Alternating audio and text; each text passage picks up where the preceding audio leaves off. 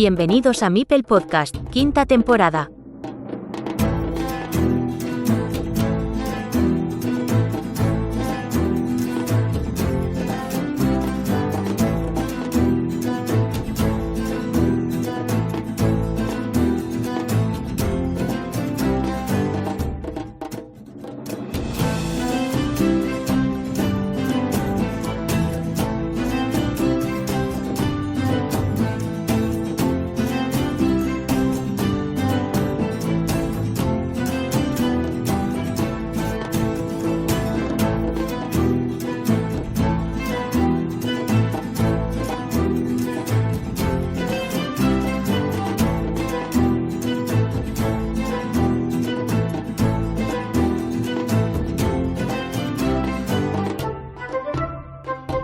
Willem, Eduard, Héctor Madrona ya estaban en Essen cuando yo partía el viernes 4 de octubre de 2024 hacia Alemania.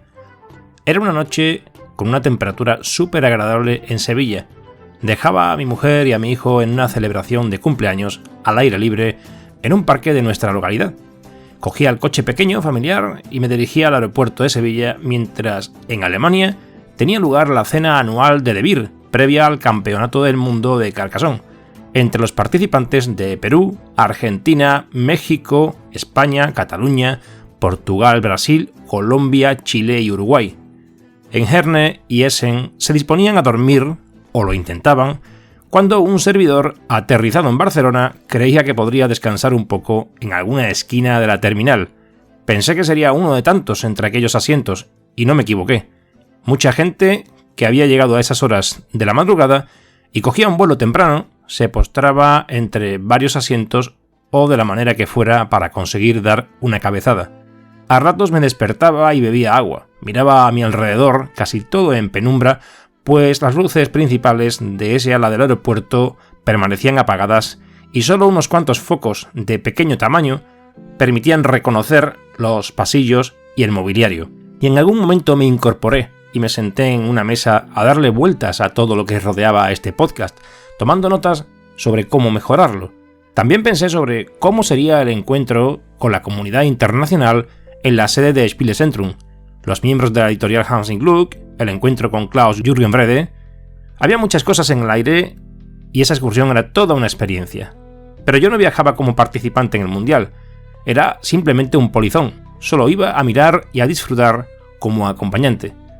Allí me encontraría no solo con los miembros de Carcassonne Central, mencionados al inicio de este diario, también sería el lugar de encuentro con Rafa Castillo, el ex campeón español y participante en el Mundial el año anterior, con Fernando Gil, el actual campeón de España de la edición 2024, y también con Daniel Angelats, el flamante campeón catalán que ponía el broche a la expedición de habla hispana peninsular. Por supuesto a todos los mencionados de De Beer Américas y a muchos miembros de la comunidad internacional, como el famoso Toikkonen, más conocido en BGA como Nalderheim, el que era hasta esos instantes campeón del mundo, Matt Tucker, y muchísimos jugadores que ya habían pasado por este canal un año antes, como Melvin Quaresma, Vladimir Kovalev, Svonimir Blaich, Joseph Thion, Chris Kaukis, Nico Willemans, etc. Y todo esto pasaba por mi cabeza antes de llegar a tierras teutonas. Una vez embarcado en el avión que me llevaría a Düsseldorf, solo pensaba en lo cansado que estaba y en la dificultad del idioma, sabiendo que iba solo y que además para mí era una incógnita si iba a concurrir algún contratiempo con el alquiler del coche que tenía reservado, o si el tránsito por el aeropuerto de esta ciudad alemana iba a ser fácil o no. Una vez aterrizado, me aseé un poco y me dirigí a la salida, que me costó localizar, por cierto, y con algo de dificultad acabé encontrando el mostrador de Europcar. Una vez allí comenzaron mis problemas con este servicio, el cual no acabaría hasta pasadas varias semanas después de mi visita a Alemania.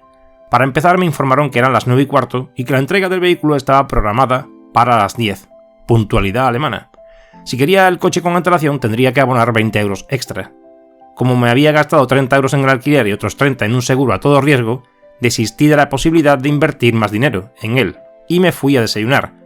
Regresé a la falta de 5 minutos, me registraron y para terminar me fueron a preguntar si el vehículo que tenía reservado era eléctrico, a lo cual asentí. Y me volvieron a informar de que no había ningún vehículo eléctrico disponible en ese momento, que tendría que esperar al menos una hora a que finalizase el proceso de carga de uno de ellos. Le dije que no estaba dispuesto a esperar más. El Mundial de Carcassonne acababa de comenzar a 50 kilómetros de allí. Me ofrecieron un vehículo de gasolina, lo acepté. Luego me explicaron dónde se ubicaba el parking y finalmente me marché raudo y veloz a Herne, ubicación que encontré sin problema alguno gracias a Google Maps. La verdad es que el haber visto en fotos la sede de Spielecentrum me ayudó bastante a la ubicación física del punto exacto y su orientación. ¿Qué decir de mi primera impresión? Había llegado ya y se veía un montón de gente en la sala de juego, a Klaus Jürgen, a jugadores de todos los países y a Héctor.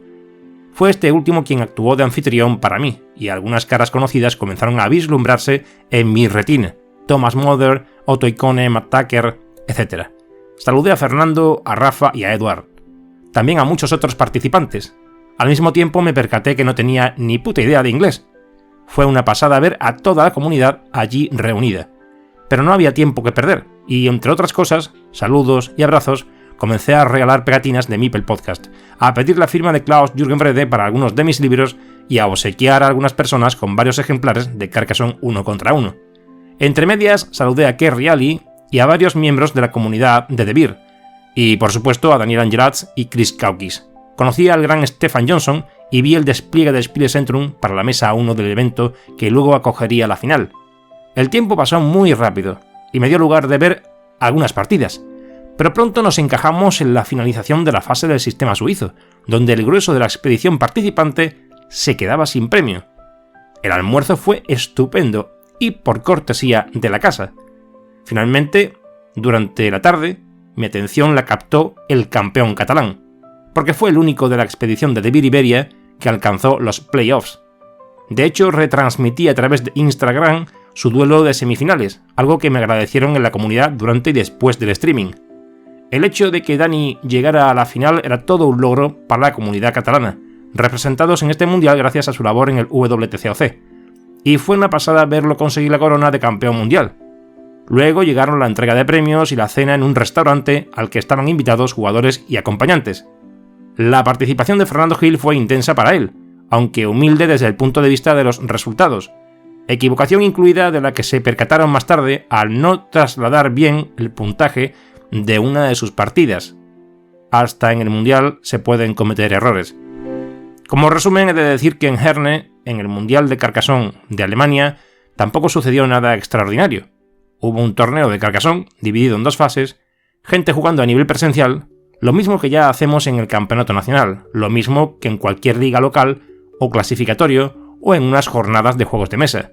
Pero claro, era el sitio a donde todo jugador quiere llegar. Han transcurrido 18 años desde que se iniciara esta serie de torneos, y algunos de los jugadores más laureados de Carcassonne han pasado ya por aquí. Pantelis Litsardopoulos era uno de ellos, bicampeón mundial y otras 3 veces subcampeón, 5 ediciones consecutivas alcanzando la final más esperada. Esta ocasión no sería igual, pero está claro que era uno de los protagonistas del evento. No quiso concederme ninguna entrevista ni antes de esta concentración de jugadores, ni durante ni después. Es una persona muy reservada y para él esto es solo un juego. De hecho, es lo mismo para todos. Yo me llevé su bandera, la bandera griega que se coloca en la mesa para identificarlo como representante de su país. Aquí la tengo en mi casa, en mi mesa del ordenador. Me recuerda al Mundial y a una figura sin igual, de la misma forma que lo son jugadores de la talla de Ralf Kerfoot, Thomas Preuss, Marian Kurkan y Martin Moses. Y acabando, por fin, el día 5 de octubre, pues ala, a dormir. Y esta vez sí que tocaba descansar, de verdad, nada de aeropuerto. Al día siguiente, Essen y el Spiel Festival. No me di cuenta hasta la mañana siguiente de que en mi alojamiento también estaba hospedado Miguel Esteban, de Colombia. Coincidimos a la salida, y al vernos nos fuimos juntos de camino al festival de juegos más grande del mundo. Luego allí nos perdimos y contacté con Héctor. Y ahí empezaba una nueva historia. Pero esta mejor os la cuento con él. Habrá un episodio exclusivo con el gran Meepledron sobre Essen 2024. Solo decir que me llevé una inmensa impresión de todo lo que allí había montado en torno al mundo del juego de mesa. Una auténtica pasada. Y finalmente, al acabar la tarde, me marché de regreso a Düsseldorf para coger un vuelo a Barcelona. vuelo que, por cierto, había cogido para el día siguiente. Ni cuenta me había dado. Tuve que llamar a la aerolínea para modificarlo en ese preciso momento. Me costó una pasta el dichoso cambio, faltaba una hora y estuve a punto de quedarme en tierra. Para colmo, me hicieron un control de drogas en el control de seguridad, y una vez la pasé, estaba sudando como si hubiera jugado un partido de fútbol minutos antes. Y es que, entre la tensión del cambio de vuelo, el hacerlo toda la carrera, el control de seguridad, localizar la puerta de embarque, en fin, me quedaba pasar la noche en el Prat de Llobregat antes de salir a Sevilla a la mañana siguiente. En esta escala no tuve problemas. Pero luego, días después, recibí una factura de Eurocar por importe de 56 euros debido a que no había repuesto el combustible gastado. Se me había olvidado por completo que no había usado el coche eléctrico. De todos modos, estaba registrado que había hecho tan solo 160 kilómetros, pero me querían cobrar el depósito completo. Y de hecho, me lo han cobrado. He intentado reclamarlo sin conseguir nada. Aún así, creo que el viaje mereció la pena. Pero como no gané el Campeonato de España y vaya como invitado, dudo que vaya a darme una paliza parecida en otra ocasión. Ya veremos con el tiempo si cambio de opinión.